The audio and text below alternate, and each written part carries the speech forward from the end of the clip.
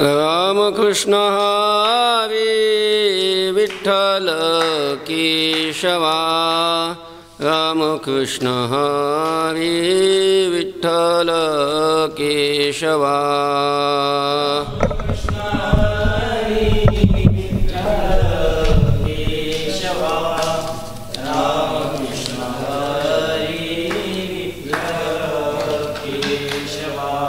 रामकृष्ण हरी विठ्ठल केशवा रामकृष्ण हरी विठ्ठल केशवा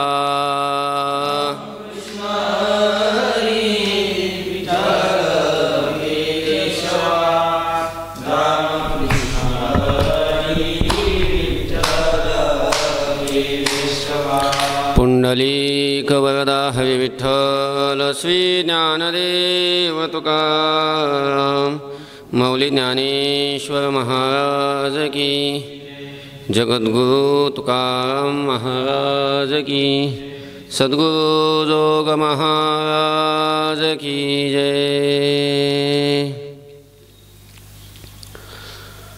आता धर्माधर्मी काही उचित माझे विचाराविहित तुझ मी ठाऊका पतित शरणागत परी झालो येथे रायारंका एकीसरी नाही भिन्न भिन्न तुमच्या घरी पावलो पाय भलत्या परी मग बाहेरी न घालावे ऐसे चालत आले मागे नाही मी बोलत वावगे आपुल्या पडिल्या प्रसंगे कीर्ती हे जगे वाखाणी जेती घालून या माथा बैसलो भार सांडिला लौकिक व्यवहार आधी हे विचारिले थार अविनाश परपद ऐसे येथे एक वर्म पाहिजे धीर परिम्या लेखिले असार देह हा नाशिवंत जाणार धरिले सार नाम तुझे केले आराणुक सकळा हाती धरावे ते धविले चित्ती तुका म्हणे सांगितले संती देई अंती ठाव मज देवा येथे रायारंका एकीसरी नाही भिन्ना भिन्न तुमच्या घरी पावलो पाय भलत्या परी मग बाहेरी न घालावे। संत शिरोमणी वैराग्याचे महामेरू श्रीमंत श्री जगद्गुरु तुकोबाराय या अभंगातून पांडुरंगाकडे मागणी करतात। मागणी करणारा हा अभंग आहे। या अभंगातून भगवंताने आपल्या हिताचा विचार करावा अर्थात हिताविषयीची मागणी तुकोबारायांनी देवाकडे केलेली आहे। मनुष्य देह प्राप्त झाल्यानंतर हा मानव देह प्राप्त झाल्यानंतर प्रत्येक जीवाने आपलं हित करून घेतलं पाहिजे कारण याच देहामध्ये फक्त हित करता येतं इतर देहामध्ये हिताचा विचार नाही। पशु काय पाप पुण्य जाणती उत्तम मध्यम भोग भोगिती हिताचा विचार फक्त मानव देहामध्ये करता येतो। मानव देहाकरता सांगितलेला आहे मानवा करता सांगितलेला आहे। संत सांगतात संतांचा आदेश आहे शास्त्राचा आदेश आहे योनी संसारा हिता हितवेगी विचारा।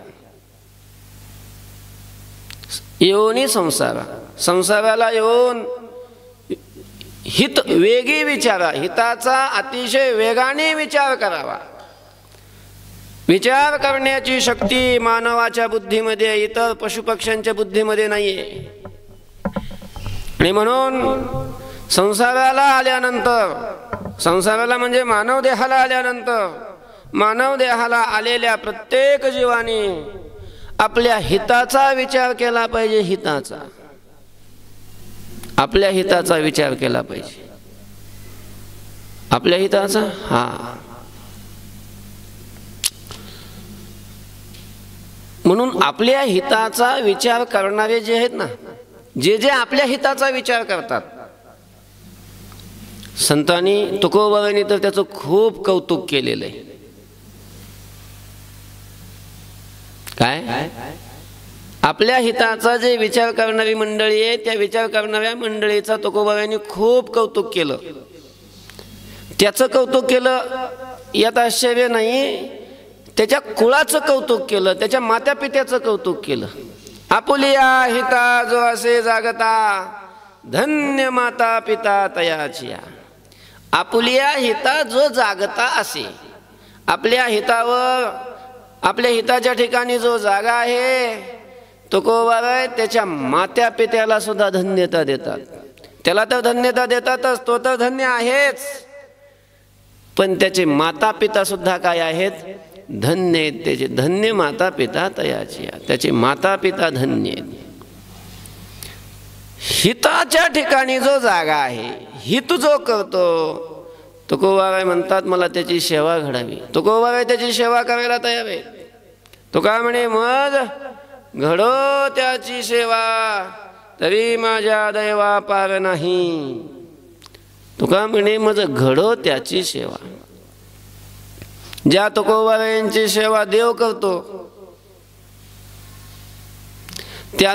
ते तुकोबाबाई त्याची सेवा करायला तयार आहेत की जो हिताच्या ठिकाणी जागा आहे. म्हणून तुकोबाबाई त्याची सेवा ही काय आहे, तो धन्य आहे म्हणतात, त्याची सेवा करायला तयार आहेत. का का सेवा करतात तुकोबाबाई? धन्य म्हणून.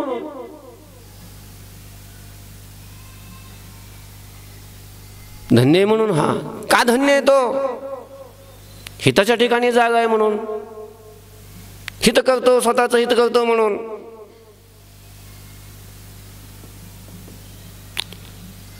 मानव देह हिता करताय बर, आणि प्रत्येकानं आपलं हित आपल्याला करावं लागणार आहे. इथं आपलं हित दुसरं कोणी करू शकणार नाही. आपुली आपण करा सोडावन उद्धरेत आत्मनात्मानं नात्मानं साधयेत आत्मयो ह्यात्मनो बंधो आत्मयो विपुरात्मनः. उद्धरेत आत्मनात्मानं, आपल्याला आपला उद्धार करायचा आहे. आपल्याला दुसरं का नाही कोणी करू शकत. हितच कोणाला कळत नाही. कोणी हित जाणत नाही. हिताच्या ठिकाणी कोणी जागा नाही. जो कोणी जागा आहे त्याला तुकोबाबाई धन्यता देतात, त्याच्या मात्या पित्याला धन्यता देतात. मानव देह हिता करता आहे.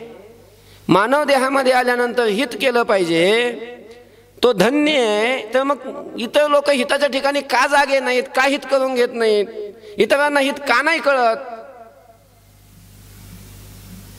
कोणाला हित कळत नाही. तुकोबाबाईच म्हणतात एका अभंगामध्ये, माझे स्वहित नेणती कोणी काहीच न करीती मज वाचुनी, स्वजन तव सुखाची मांडणी नेणती कोणी आदि अंत. माझे स्वहित नेणती कोणी, माझं स्वहित कोणी जाणत नाही. आणि आपलं हित कोणीच जाणत नसल्यामुळं आपलं हित आपल्यालाच करावं लागणार आहे. म्हणून आपुले हित आपण पाही संकोच तो न धरी काही. आपलं हित आपल्याला पाहावं लागणार आहे. आपल्याला आपलं हिता करता दुसरं कोणी काय करणार नाही. तुकोबाबाईने विचार केला, आपलं हित आपल्याला करावं लागणार आहे. आणि आपलं हित या मानव देहामध्ये जर करून घेतलं नाही तर आपला जन्म वाया जाईल, व्यर्थ जाईल. काय करावं? म्हणून तुकोबाबाई देवाला शरण गेले. आणि देवाला शरण जाऊन तुकोबाबाई आपल्या हिताविषयीची मागणी, हिताविषयीची प्रार्थना देवाकडे तुकोबाबाई करतात. आता धर्माधर्मी काही उचित माझे विचारावे हित, माझे विचारावे हित. देवाला म्हणतात, देवा पांडुरंगा माझे हित विचारावे. खरं धर्माधर्मी काही उचित त्याचंही चिंतन करायचं आहे आपल्याला. पण अगोदर तुकोबाबाई म्हणतात की माझं हित करावं, माझा हिताचा विचार देवा तुम्ही करावा, माझे विचारावे हित. आता आपल्या इथं पुढे प्रश्न असा येतो की तुकोबाबाई देवाला माझ्या हिताचा विचार करायला सांगतात. तुकोबारायांना हित करायचं आहे, त्यांचं हित करून घ्यायचं, तर आपल्या स्वतःच्या हिताचा विचार त्यांनी करायचा ना हो. एक क्षण सुद्धा नाही जाऊ द्यावा विचारा वाचून, क्षणोक्षणाची करावा विचार. तरावया पार भव सिंधू, प्रत्येक क्षणाला विचार करावा, आपल्या हिताचा विचार करावा. आपलं हित कशाने होणार आहे हे जाणून त्या हिताच्या साधनावर आरूढ व्हावं आणि आपलं हित करून घ्यावं. त्याच्याकरता हा मानवदेह आहे. मग तुकोबाराय स्वतः हित करायचं सोडून, आपलं हिताचं साधन करण्याचं सोडून, हित करून घेण्याचं सोडून देवाला शरण जाऊन देवाला का बरं अशा प्रकारची मागणी करतात की माझं हिताचा विचार करा म्हणून? देवाला हिताचा विचार करायला का सांगतात? त्याचं कारण आहे. काय कारण आहे त्याचं? त्याचं कारण असं आहे की जीवाला आपलं हित कळत नाही.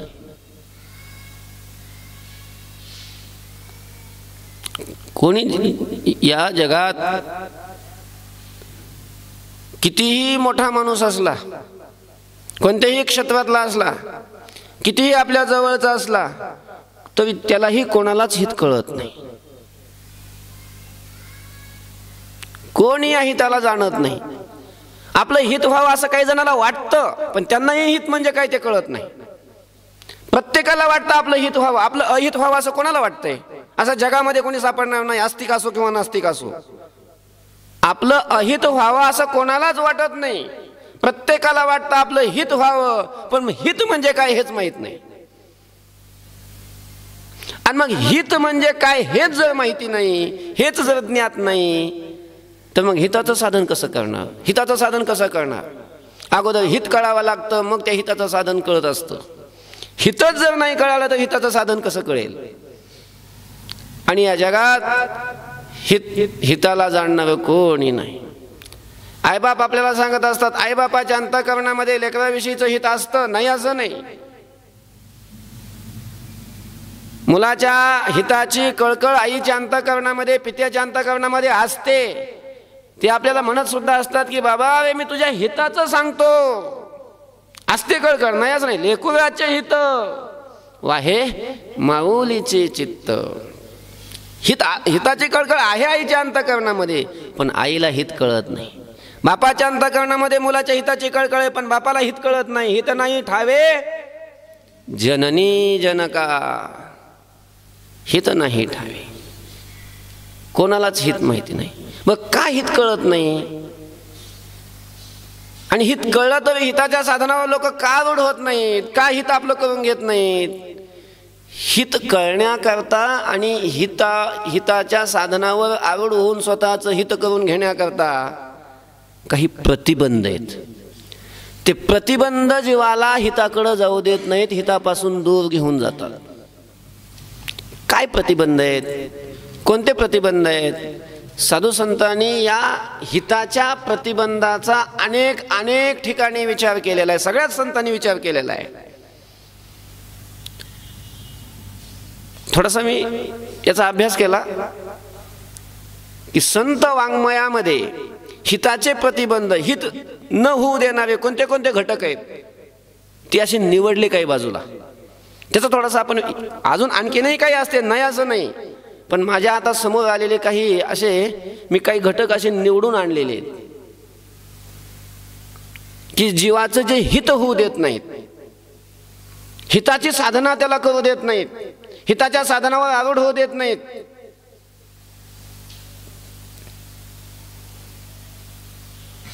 अशा 12 गोष्टी आहेत. 12.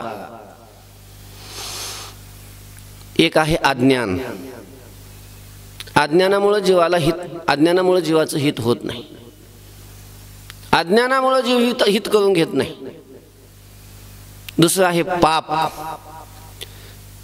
पाप माणसाला हिताचं साधन करू देत नाही. तिसरं आहे तो जो अभक्त असेल, तो जो भक्त नसेल तर त्याचं अभक्तत्वच त्याचं हित होऊ देत नाही. चौथा आहे भ्रांती, भ्रम. त्याच्या बुद्धीत जर भ्रम असेल तर त्या भ्रमामुळे त्याचं हित होत नाही. तो भ्रम त्याला हित होऊ देत नाही. पाचवा आहे संशय. संशयही माणसाला हितापासून दूर घेऊन जातो. पुढचं आहे 6वं इंद्रिय अधीनत्व. मनुष्य जर इंद्रियाच्या अधीन असेल तर ते इंद्रियाचं अधीनत्व त्याला हितापासून परावृत्त करतं. वृद्धत्व, म्हातारपण प्राप्त झालं की हिताचं साधन करता येत नाही.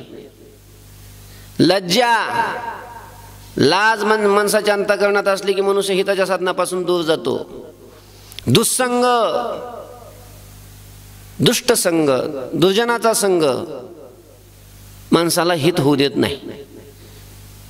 आणि मनामध्ये आपलं अहित करणाऱ्याविषयी जर हितकर्ता भावना ठेवली तरी माणसाचं हित होत नाही. आपण हिताच्या साधनी जागृत नसणं, सावध नसणं हा एक प्रतिबंध आहे. आणि विषयाचा भोग, विषयाच्या भोगामध्ये आसक्त असलेला मनुष्य त्या विषयाचा भोग त्याला हित होऊ देत नाही. अशा 12 गोष्टी की ज्यामुळे मनुष्याचं हित होत नाही. प्रमाण आहेत, प्रमाणाशिवाय मी बोलत नाही. आधारा वाचून काय सांगशील कहाणी. प्रत्येक आपण मी जे घटक निवडून काढलेत प्रत्येकाला मी आधार सांगतो, संतांचं प्रमाण सांगतो. पहिलं सांगितलं अज्ञान. अज्ञानामुळं माणसाचं हित होत नाही. त्याला हितापासून फार फार दूर राहतो तो. काय बघा आपल्या नाटामध्ये प्रमाण गेले, नकळे हित करावे ते काय. हित न कळे, हित जर कळलं नाही तर काय करायचं, साधन काय करणार तो. हित म्हणजे हेच जर काही समजलं नाही, आपलं हिताचं स्वरूप जर ज्ञात झालं नाही तर तो साधन काय करेल. प्रवासाला निघालाय, त्यानं पिशवी भरली, प्रवासाला निघालेला आहे, कुठं जायचं हेच जर माहित नाही तर कोणत्या गाडीत बसणार तो. अगोदर कुठे जायचंय, गंतव्यस्थान काय आहे आपलं हे ज्ञात पाहिजे, मग त्या गंतव्यस्थानाची गाडी धरता येते किंवा त्या गंतव्यस्थानाला घेऊन जाणारं जे साधन आहे ते साधन पकडता येतं. हित कळलं तर काहीतरी करता येईल साधन. जर हितच कळलं नाही तर मग हित साधन काय करणार. मग हित जर कळलं नाही ते हित जर आपल्याला हित जर अज्ञात असेल, हिताचं जर अज्ञान असेल तर मग साधन करता येत नाही आणि मनुष्य हितापासून दूर राहतो. म्हणून अज्ञान, नकळे हित करावे ते काय. अज्ञान असेल तर हित होत नाही.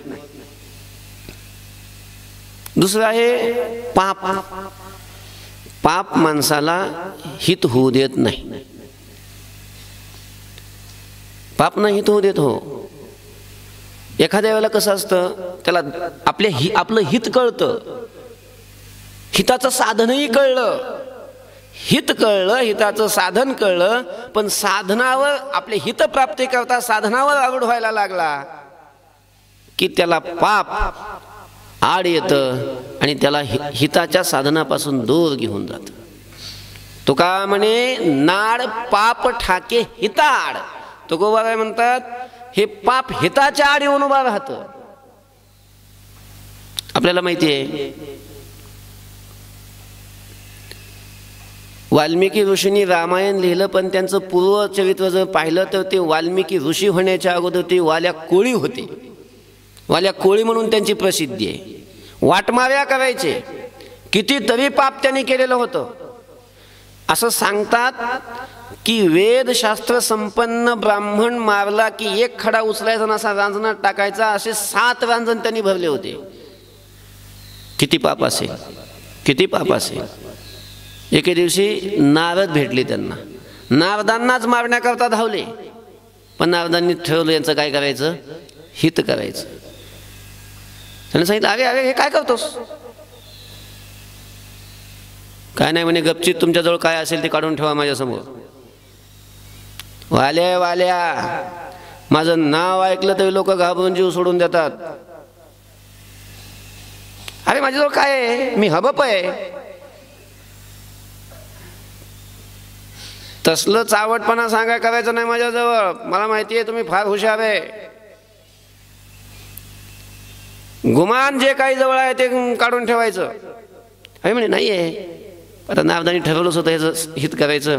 अरे वाल्या, अरे तो असे किती लोक मारतो, किती तू पाप केलंस, तू हे कोणाकरता करतोस? कोणाकरता म्हणजे माझ्या पोटाकरता, माझ्या परिवाराकरता. जर असे वाटमाऱ्या नाही केल्या तर त्यांच्या पोटावर काय बिबा घालू?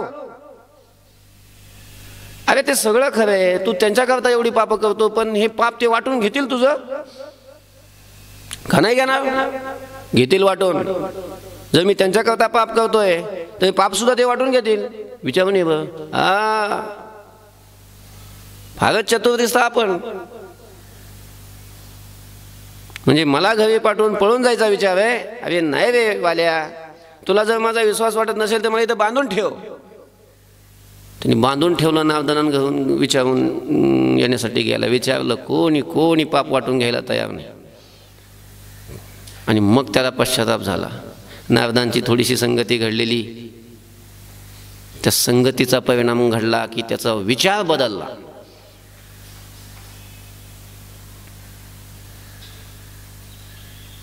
त्याला वाटायला लागलं, बापरे आपण किती पाप केलं. आता हे पाप घालवण्याकरता काय करावं? कोणीच वाटून घ्यायला तयार नाही. आता आपलं कसं होईल? धावतच नारदाकडे आला, चरणावर पडला, रडायला लागला. म्हणे महाराज आता काय करू? कोणी पाप घ्यायला तयार नाही, काय करू? नारदांनी सांगितलं, काय नाही म्हणे, तू फक्त देवाचं नामस्मरण कर. वाल्याला नारदांनी भगवंताच्या नामाचा उपदेश केला आणि सांगितलं की या नामाचा उच्चार कर. त्याला बसवलं आणि त्याला म्हणायला सांगितलं, म्हण राम म्हण. त्याचं पापच एवढं बलवत्तर होतं की त्याच्या मुखामध्ये ते पाप नाम येऊ देणं, त्याला रामच म्हणता येईना. त्याला फक्त एवढंच माहिती होतं की धरा, पकडा, मारा मारा मारा मार.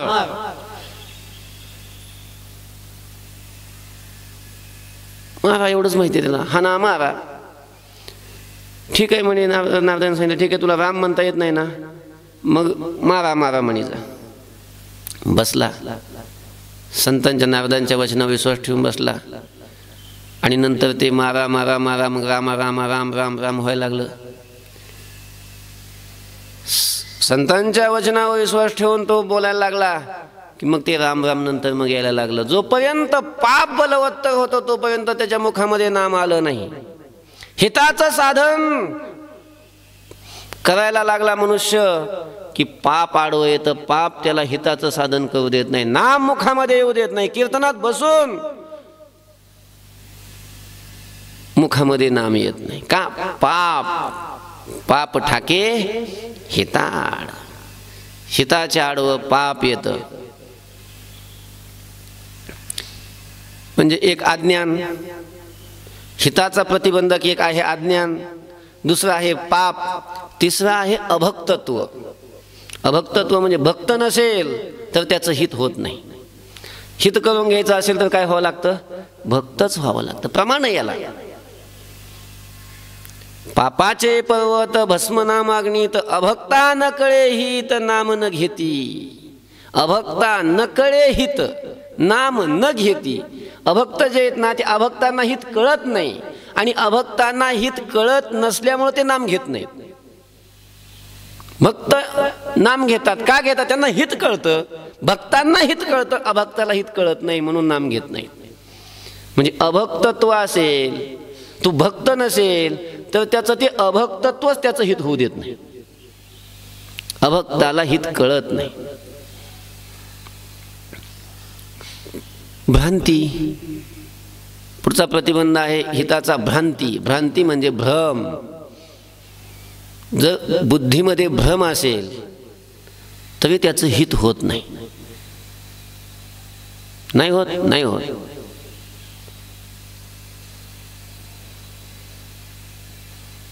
त्याला प्रमाण आहे. काय प्रमाण आहे? देवा तैसे मज झाले, जे मन हे भ्रांती ग्रासिले, आता काय हित आपुले तेही नेणे.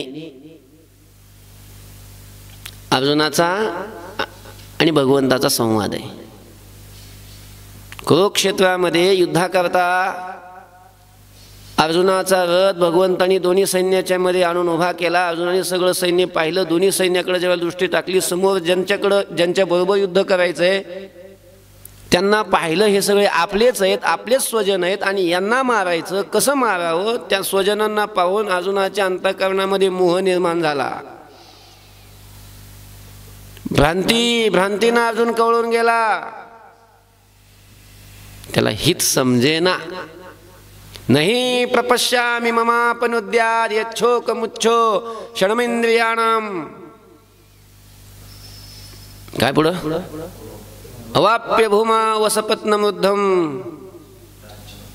राज्यम सुराणा मपीचाधिपत्यम.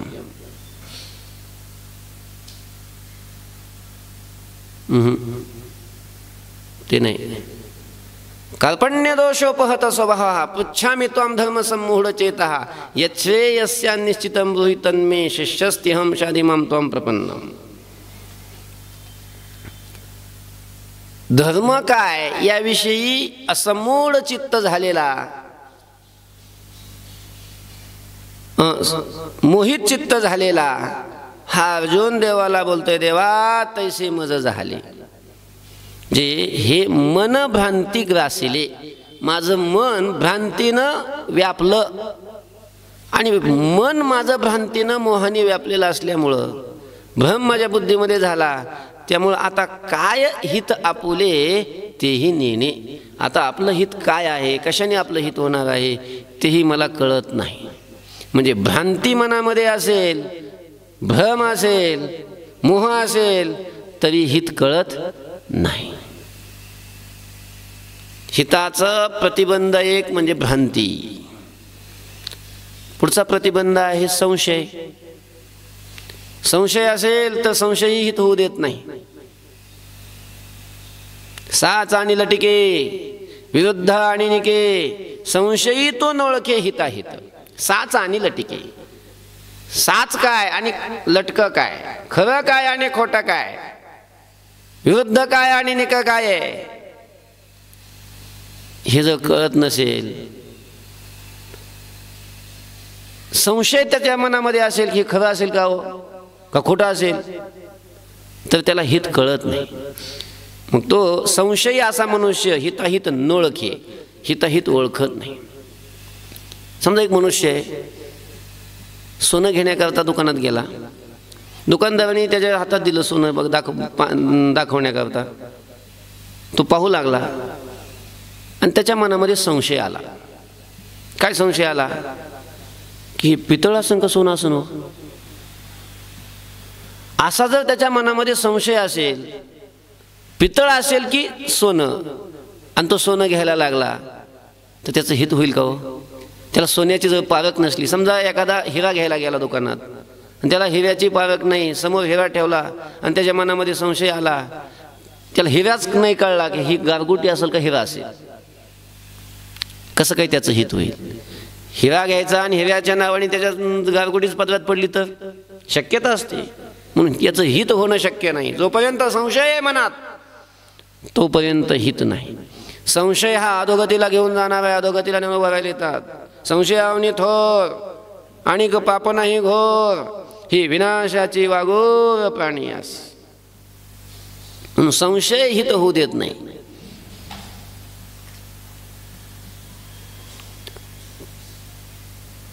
पुढचं प्रतिबंध आहे इंद्रिय अधीनत्व. मनुष्य जर इंद्रियाच्या अधीन असेल तर इंद्रियाचा अधीनपणा त्याला हिताचं साधन करू देत नाही. हितापासून त्याला असं परावृत्त करतो. हिताशी जे जे निके ते सदाची या इंद्रिया दुखे. हिताला जे जे निका आहे, ज्याने हित होणार आहे ते इंद्रियाने करायचं म्हटलं की इंद्रियांचं दुखतं लगेच, नको वाटतं. जे कुठलंही असो ते कोणतंही बघा साधन हित, आपल्या जे हिताचं साधन आहे ते करायचं म्हटलं की इंद्रियांना नको वाटतं. आणि जे आपले अहिताचं साधन आहे मग ते साधन करायला मग इंद्रियांना फार आनंद वाटतो, त्याच्यात त्यांना फारच रस येतो. ही इंद्रिय आपलं हितापासून दूर नेतात. इंद्रियाचा अधीनपणा असेल तर माणसाचं हित होत नाही.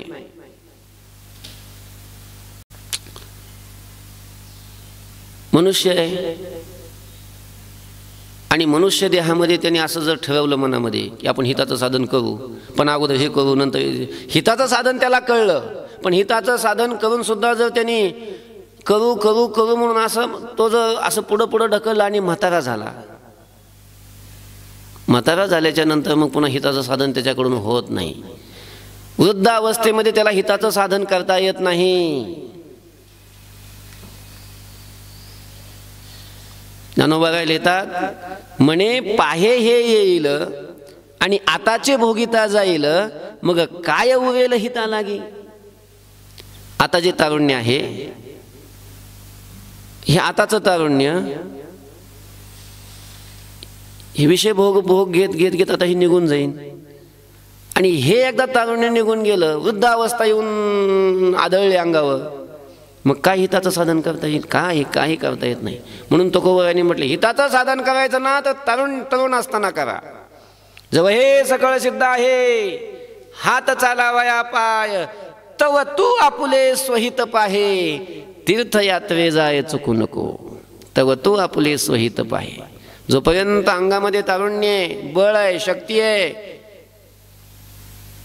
हात पाय चालतात, डोळ्यांनी चांगलं दिसतं, कानाने चांगलं ऐकू येतं, तरच आपलं हित करता येतं. एकदा इंद्रियांनी रजा दिली, इंद्रिय कामातून गेले, मग हित करता येत नाही. म्हणून वृद्ध अवस्था प्राप्त झाली, हिताचं साधन करता येत नाही, म्हणून हित करून घेता येत नाही. लज्जा वाटली, हित कळलं, पण हित कळून सुद्धा जर हिताचं साधन करण्याची जर लाज वाटली तर माणसाचं हित होत नाही. धविली लाज सांडिले हित, धविली लाज सांडिले हित. कळतंय नामस्मरण केल्यानंतर हित होतंय, पण नामस्मरण करायची लाज वाटते. कथा कीर्तनाने हित वाटतं, पण कथेत कीर्तनात जाऊन बसायची लाज वाटते. भगवंताच्या भजनामध्ये नृत्य केल्याने हित होणार आहे, पण नाचायची लाज वाटते. वरातीत नाचतो, तिथं नाही लाज वाटत. भगवत भजनामध्ये नाचायचं म्हटलं की त्याला लाज वाटते. धविली लाज. माळ घालायची म्हटलं की लोक आपल्याला बुवा म्हणतात. गंध लावायची लाज वाटते, गंध लावायची. मग काय एवढा भारी गंध लावतात, दिसत सुद्धा नाही, गंधच दिसत नाही, चोरून नवरा केल्यासारखं. का? लाज धरली, आणि लाज धरली की मग हित होत नाही. धरली लाज सांडिले हित, सांडिले हित. लाज धरली, हित दुरावतं. दुष्ट संगती केली, हित दुरावतं. दुष्ट संगती केल्यावर सुद्धा हित दुरावतं.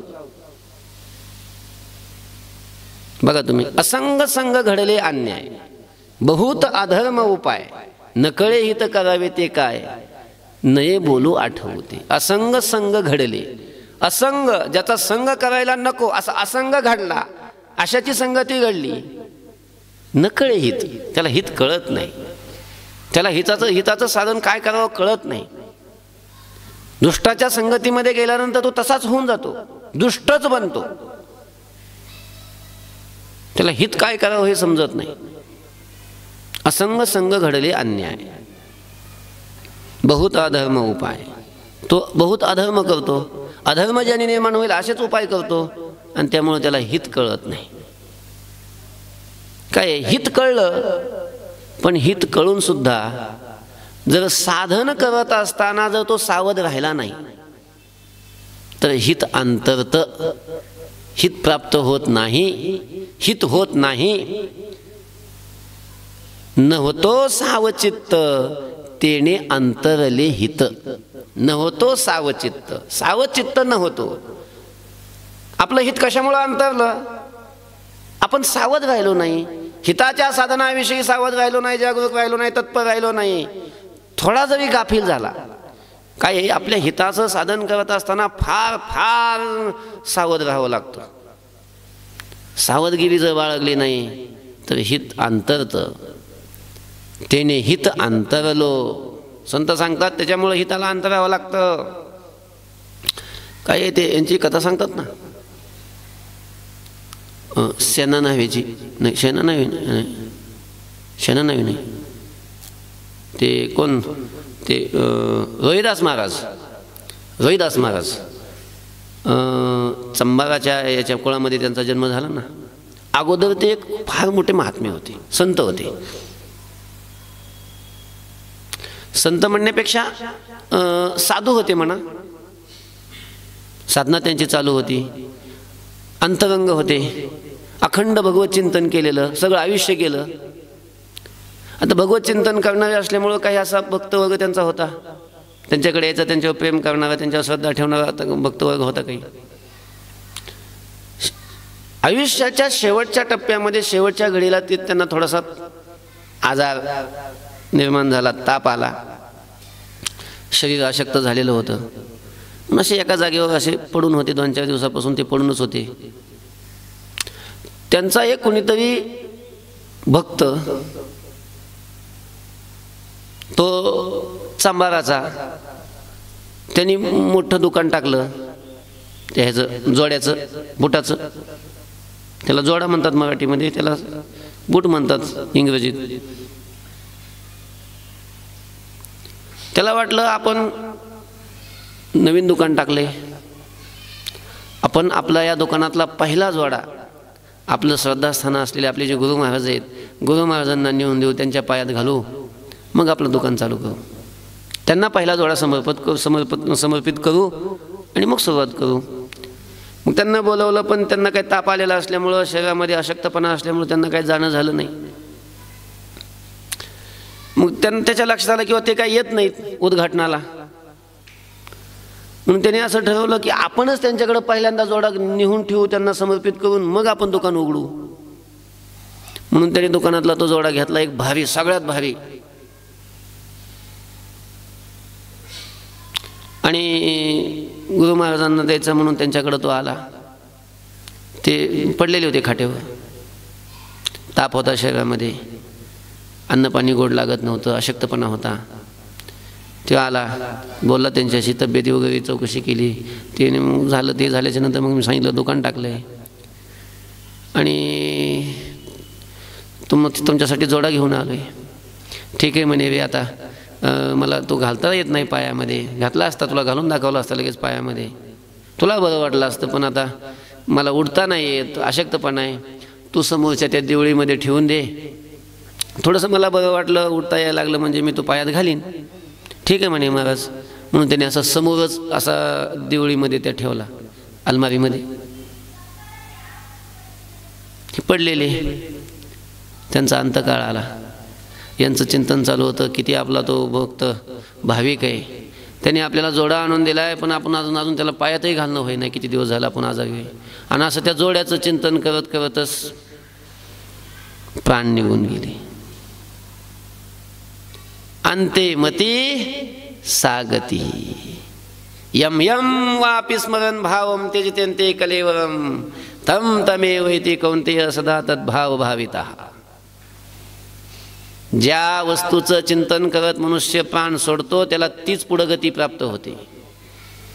जोड्याचं चिंतन करत प्राण सोडला, आयुष्यभर परमार्थ केला, आयुष्यभर भगवत चिंतन केलं, लग्न केलं नाही, ब्रह्मचारी राहिले, कोणाशी जास्त संबंध ठेवला नाही, एकांतात राहिले, आणि शेवटच्या घडीला थोडी चूक झाली, सावध नाही राहिले शेवटच्या घडीला. शेवटची घडी महत्वाची, आणि त्यावेळेला थोडंसं बेसावध झाले तर हित अंतरलं नव्हतो सावचित्त, तेने अंतरले हित. त्याच्यामुळं हित अंतरतं.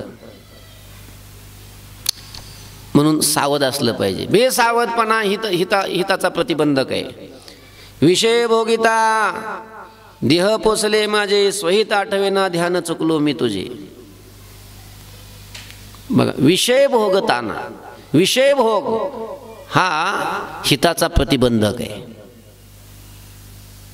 विषय भोगिताना देह पोसिले माझे, विषय भोगत असताना विषय भोगून, वेगवेगळे विषय संपादन करून ते भोगून मी माझ्या देहाचं पोषण केलं. पाळीला पिंड कर चरण, पिंड कर चरण पाळीला. काजू बदाम गुलाबजामुन वगैरे वगैरे असे पक्वान्न खाऊन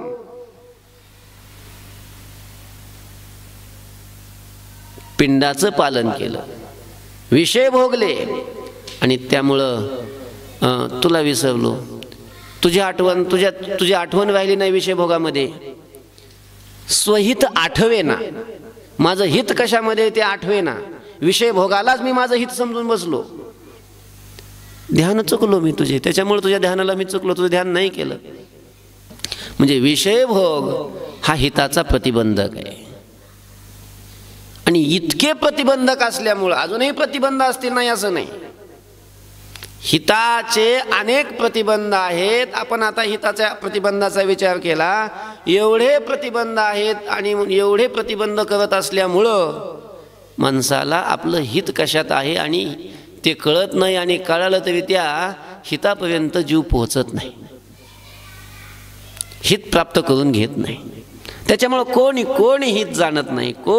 माझे स्वहित नेणती कोणी, हित कळत नाही. आणि कळालं तरी हिताचं साधन तो करत नाही. कोणाला नाही कळत, कोणाला आईला कळत नाही, बापाला कळत नाही, आपलं झालं तो विषय. न कळे हित नाही ठावे जननी जनका, दाविला लौकिकाचार तीही. नाही हित कळत त्यांना, नाही कळत.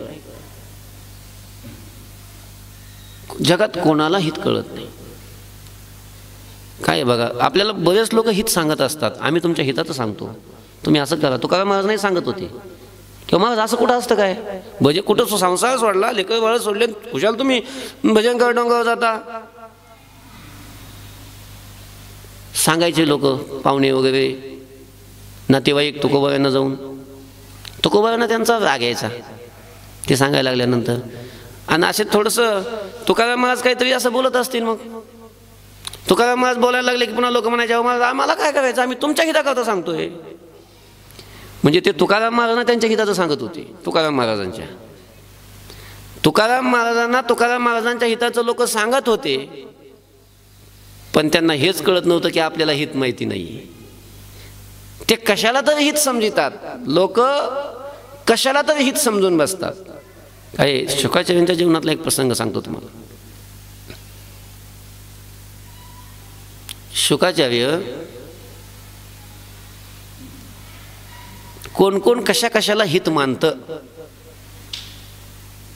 व्यासासारखा सुद्धा ह्या हिताच्या बाबतीमध्ये कसा भ्रांत होऊन जातो. व्यास महर्षी कोण आहेत? नमोस्तुते व्यास विशाल बुद्धे, अष्टादश पुराणानाम करता सत्यवते स्वतः म्हणून ज्यांचं वर्णन केलेलं आहे. 18 पुराणं ज्यांनी लिहिली, 1.25 लाख श्लोकांचा महाभारतासारखा ग्रंथ ज्यांनी रचला, वेदाची विभागणी ज्यांनी केली, असे हे व्यास महर्षी. आणि त्यांच्या पोटी म्हणजे त्यांच्यापासून त्यांच्या पत्नीच्या पोटी शुकाचार्यांचा जन्म झाला. शुकाचार्य म्हणजे व्यासांचाच मुलगा. 12 वर्ष आईच्याच उदरामध्ये राहिले, बाहेरच यायला तयार नाही. खूप दिवस ते आईच्या उदरात राहिले, बाहेरच यायला तयार नाही शुकाचार्य. व्यासाने एके दिवशी विचार केला, म्हणजे त्यांची पत्नी काही तिचं गाराणं नव्हतं मुलाचं काही, कारण आईला मुलाचं ओझं होत नाही. पण व्यासाने विचार केला, हा किती दिवस मध्ये राहणार, यानं बाहेर आलं पाहिजे, हे माऊली किती त्रास सहन करणार. म्हणून त्यांनी पाणी घेतलं हातामध्ये, अभिमंत्रित केलं, गर्भावर शिंपडलं असं, आणि आतल्या त्या मुलाला बोलतं केलं, अरे बाबा म्हणे कोण आहे तू, बाहेर येणार आहे. म्हणे नाही येत, बाहेर येणार नाही मी.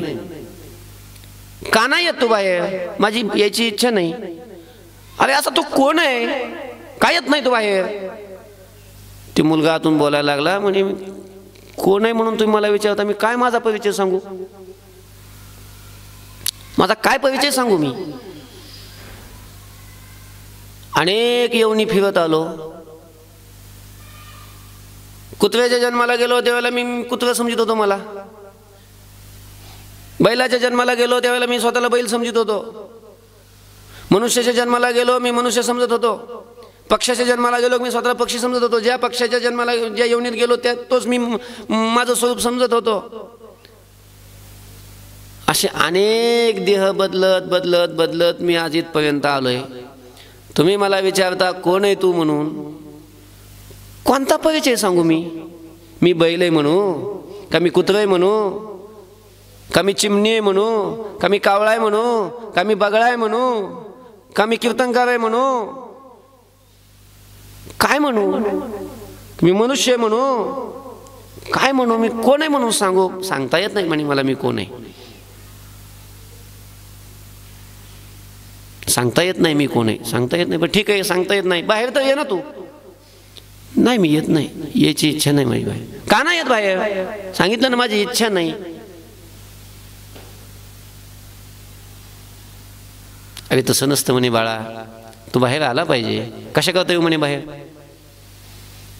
व्यास बोलायला लागले म्हणे अरे असं आहे म्हणे, तू बाहेर आलास तुझे सगळे संस्कार मला करता येतील.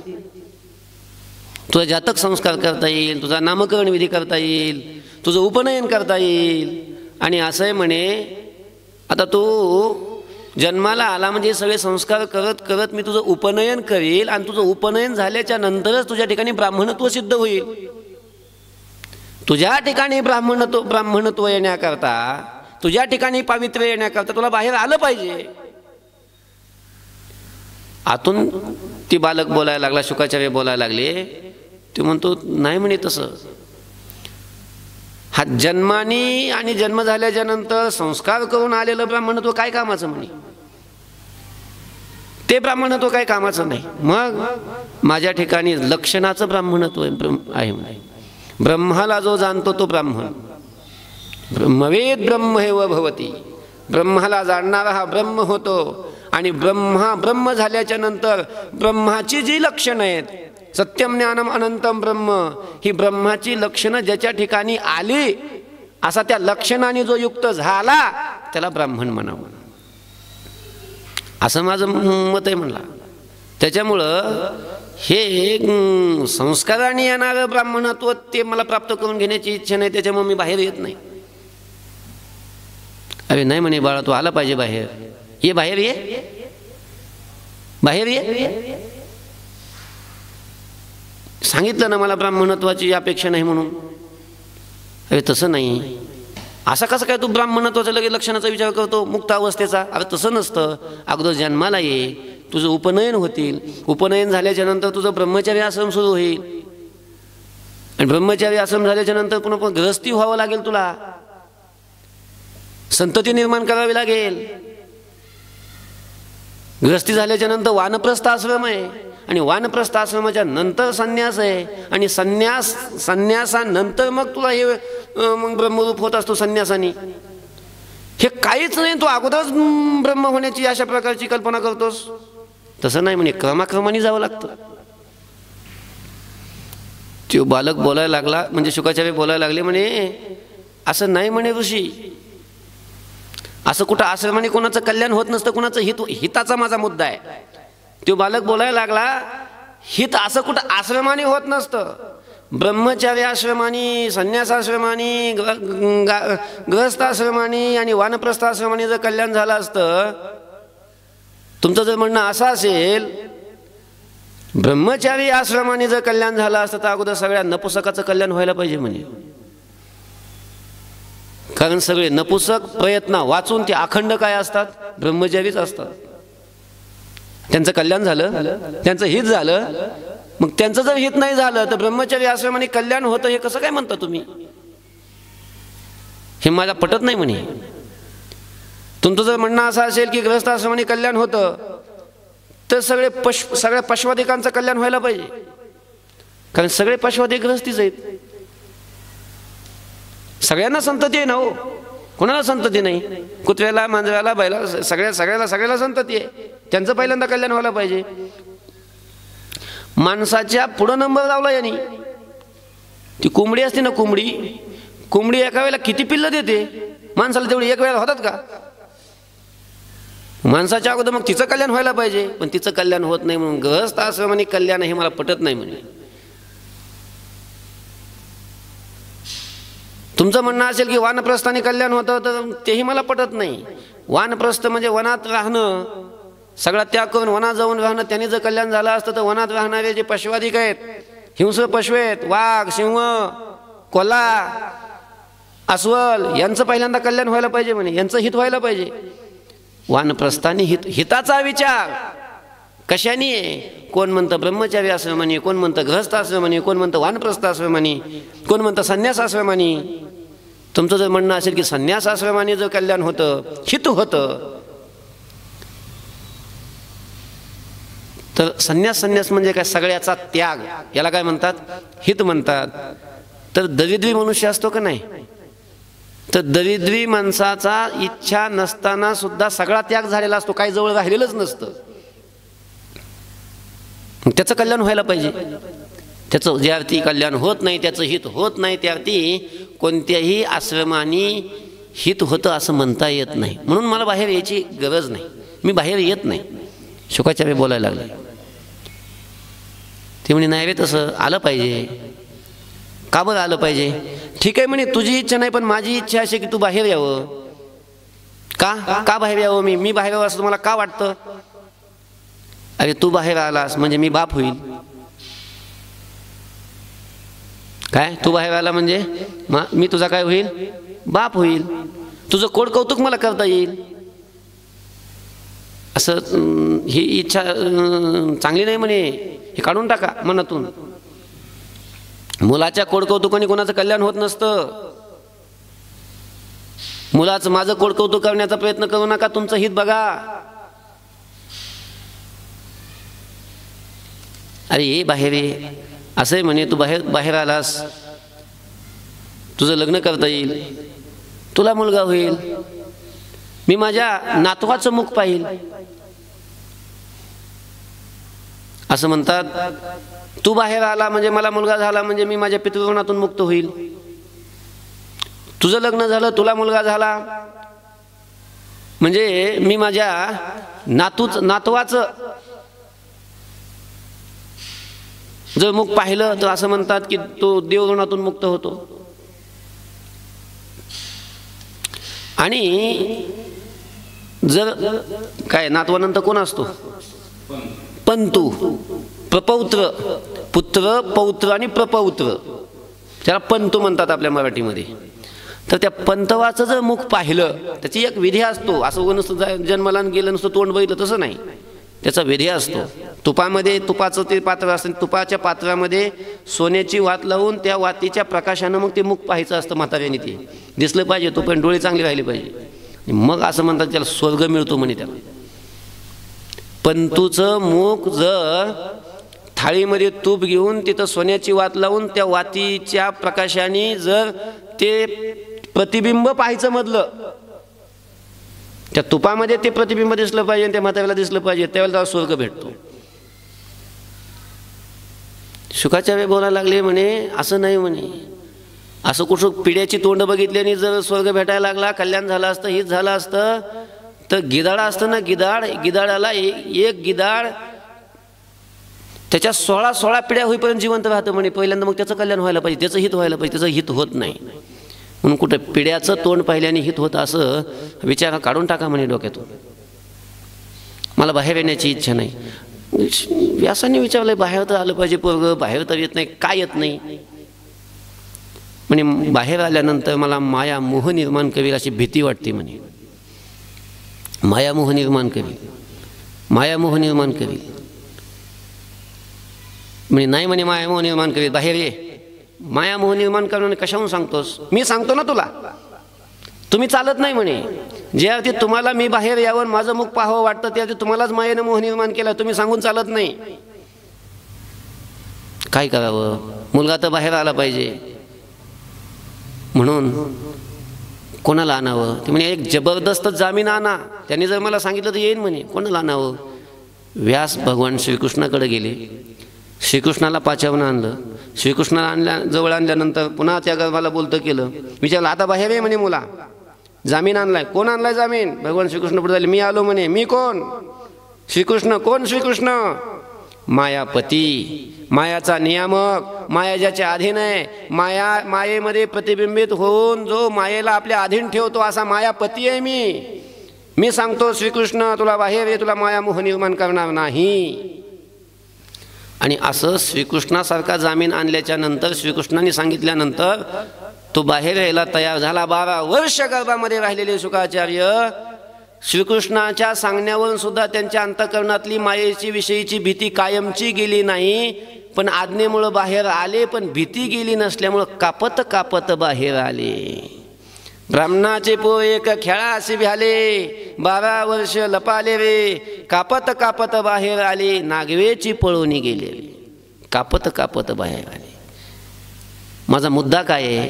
पुढचं जाऊ द्या, बाहेर आल्याचं जाऊ द्या, पण हिताचा जो संवाद झाला व्यासांचा आणि शुकाचार्यांचा, हित कशाला म्हणावं, कोण कशाला हित समजतं, कोण कशाला हित समजतं. ते शुकाचार्य बाहेर आल्याबरोबर त्यांनी वनाचा रस्ता धरला. यम प्रवजंत मनुपेत मपेत कृत्यम द्वैपायनो विरह कातर आजुहाव पुत्रेति तन्मयतया तरो विनेदुस तम सर्वभूत हृदय मुनिमानतोस्मी. यम प्रवजंतम, पळाले ते, त्याग केला सगळ्याचा, संन्यस्त झाले. अनुपेतम, त्यांचं उपनयनही झालेलं नाही. अपेत कृत्यम, सगळं कृत्याचा त्याग केला. द्वैपायनो विरह कातुर आजुहाव, आणि असं सगळ्या कार्याचा कृत्याचा त्याग करून शुकाचार्य पळाल्याच्या नंतर द्वैपायन म्हणजे व्यास ऋषी विरह कातर आजुहाव, विरह कातर झाले म्हणजे व्याकुळ झाले मुलगा गेल्यामुळं. आणि पुत्रेती आजुहाव, पुत्र इति आजुहाव, हे पुत्र हे पुत्र म्हणून असा आवाज दिला. पाठीमागं पळायला लागले त्यांच्या. पण शुकाचार्य ओ बोलले नाही. मग तरवाहा अभिनेदुहू, झाडं बोलायला लागली.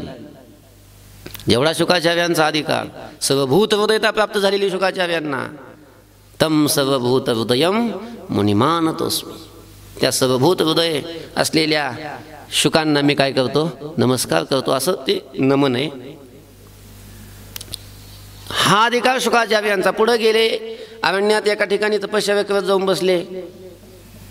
तपश्चर्या करत बसल्याच्या नंतर त्यांची तपश्चर्या भंग करण्याकरता म्हणून स्वर्गातून काही अप्सरा पाठवल्या इंद्राने.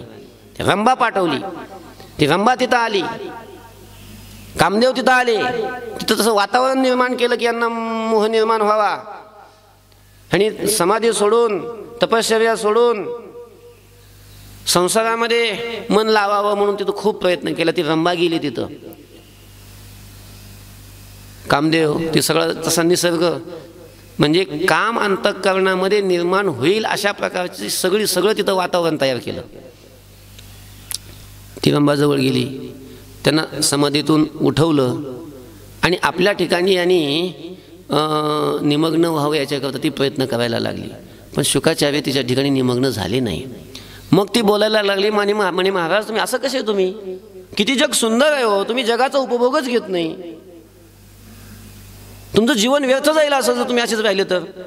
एवढा सुंदर मानव देह दिलाय तुम्हाला देवानी, तुम्ही असाच वाया घालवणार का? जर तुम्ही या जगाचा उपभोगच नाही घेतला, या जगाला तुम्ही पाहिलंच नाही, जगाकडे लक्ष दिलं नाही, तर तुमचं जीवन व्यर्थ आहे, तुमचं हित नाही होणार. हिताचा विचार सांगायला लागली ती रंभा शुकाचार्यांना. हिताचा विचार, कल्याणाचा विचार. पहा ना म्हणजे जग किती सुंदर आहे. मार्गे मार्गे नूतनम च्युतखंडम खंडे खंडे कोकिलानाम विरावह रावे रावे मानिनी मानभंगो भंगी भंगी मन्मथ पंचबाण.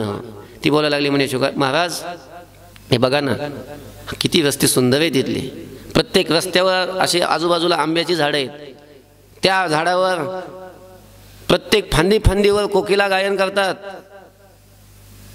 त्यांचं ते गायन ऐकलं, कितीही सुंदर स्त्री असली की तिला सुद्धा अपमानास्पद वाटतं. आणि ती अपमानित झालेली ती स्त्री, तिच्याकडे पाहिलं की कितीही वैराग्य संपन्न असलेला मनुष्य, आणि त्या स्त्रीला पाहिलं की त्याच्या अंतःकरणामध्ये तिच्याविषयीची काम भावना निर्माण होते.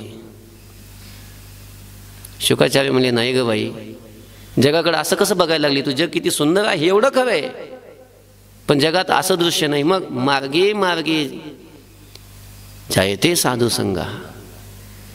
कोणत्याही मार्गाला जा, साधूंचा समुदाय भेटतो आपल्याला. संगे संगे श्रूयते कृष्ण कीर्ती ही. त्या साधूच्या संगतीमध्ये गेलं की आपल्याला कृष्ण कीर्ती ऐकायला भेटते. कीर्तव कीर्तव न तदाकार वृत्ती ही. भगवंताची कीर्ती ऐकली की ती ऐकणाऱ्याची कथेमध्ये वृत्ती तदाकार होऊन जाते. आणि तदाकार वृत्ती वृत्त वृत्त भासयते चंद्राचूडा किंवा सच्चिदानंद भासा. की तदाकार वृत्ती झाल्यानंतर त्या तदाकार वृत्तीमध्ये सच्चिदानंद असलेला परमात्मा त्याचं भान होतं, त्याचा प्रत्यय येतो. अहो हे म्हणे महाराज जास्त सगळं सोडून द्या प्रवचन. ती बोलायला लागली, तिनं सगळी सीमा ओलांडली. ती बोलायला लागली, पेनस्तनी चंदन चर्चितांगी विलोल नेत्रा तरुणी सुशीला नालिंगीता प्रेम भरेन येन वथागतम तस्य नरस्य जीवितम. फार बोलली ती म्हणे. जिचे पुष्टस्तन आहेत, चंदन अंगाला लावलेला आहे, तरुण आहे, विलोल नेत्र आहे, सुशीला आहे, आणि अशा स्त्रीला जर प्रेमाने आलिंगन दिलं नाही तर त्या मनुष्याचं जीवन व्यर्थ आहे, त्याचं कल्याण होत नाही, त्याचं हित होत नाही. बघा हिच्या दृष्टीनं काय हिताचं स्वरूप. सुगंध ही सुपुष्प ही सुशय्या सकांता वसंत ऋतु पौर्णिमा पूर्णचंद्र यदा नास्ति पुष्पम नरस्य प्रभुतम ततक्किम ततक्किम ततक्किम ततक्किम. काय करायचंय मनुष्याच्या शरीराचं? जर अशी कांता नाही त्याला, अशा कांतेनं तो संपन्न नाही, कांता नाही जवळ, सुगंध ही पुष्प ही सुशय्या सकांता, सुगंध द्रव्यानी सुगंध पुष्पानी युक्त अशी शय्या आणि त्या शय्येसह कांता, अशी कांता नाही, वसंत ऋतू नाही, पौर्णिमेचा चंद्र नाही. आणि असं जर त्या पुरुषाला नसेल काही तर मग काय फायदा आहे बाकीचं सगळं असून. ततक्किम ततक्किम ततक्किम ततक्किम. ती रंभा बोलते शुकाचार्यांच्या समोर. शुकाचार्य एवढं बोलूनही तिच्या ठिकाणी आसक्त झाले नाही. शुकाचार्य सांगायला लागले, बाई स्वरूपम शरीरम नवीनम कलत्वम धनम मे तुल्यम वचनचा रुचित्वम हरे रंग युग्मे मनश्चेद लग्नम ततक्किम ततक्किम ततक्किम ततक्किम. चांगलं शरीर आहे, सगळे अवयव चांगले आहेत, मेरुतुल्य धन आहे, चांगलं बोलता येतं, विद्वान आहे, हे सगळं जरी संपन्न असलं पण हरीच्या चरणाच्या ठिकाणी जर मन विलग्न झालं नसेल, हरी रंग युग्मी मनश्चेद लग्नम, जर मन भगवंताच्या चरणाच्या ठिकाणी लागलं नसेल तर ततक्किम ततक्किम ततक. मग त्यांनी काय होणार आहे? त्यांनी काय आहे? त्यांनी काय आहे? कोणाच्या दृष्टीनं हित काय, कोणाच्या दृष्टीनं काय? व्यासांचं मनोगत पाहिलं, व्यास हिताचं स्वरूप वेगळं सांगतात, रंभा हिताचं स्वरूप वेगळं सांगते, शुकाचार्य हिताचं स्वरूप वेगळं सांगतात. हित म्हणजे काय, कोणाला हित मानून बसतं, कोणी कोणाला हित मानून बसतं. खरं हित काय आहे हे कोणाला कळत नाही, कोणाला कळत नाही. आणि म्हणून हित करणारा जो कोणी आहे असा परमात्मा, त्या परमात्म्यालाच तुकोबाराय शरण गेले आणि परमात्म्यालाच शरण जाऊन आपल्या हिताच्या विचाराविषयी तुकोबाराय देवाकडे मागणी करतात. तुकोबाराय म्हणतात, आता धर्माधर्मी काही उचित माझे विचारावे हित, तुझं मी ठाऊ का पतित शरणागत परी झालो. पुंडलिक वरदा हरी विठ्ठल, श्री ज्ञानदेव तुकाराम, माऊली ज्ञानेश्वर महाराज की जय. विठ्ठल विठ्ठल विठ्ठल विठ्ठल विठ्ठल विठ्ठल विठ्ठल विठ्ठल. पुंडलिक वरदा हरी विठ्ठल, श्री ज्ञानदेव तुकाराम, माऊली ज्ञानेश्वर महाराज की जय. गोष्टी महाराज हे यूट्यूब चॅनल आजच सबस्क्राईब करा, बेल आयकॉनवर क्लिक करा. शुद्ध सांप्रदायिक चाली, कीर्तनं, प्रवचनं, कथा, पारायणं असे वारकरी संप्रदायाशी संबंधित व्हिडिओ पहा. आपणही पहा आणि इतरांनाही आग्रहपूर्वक सांगा.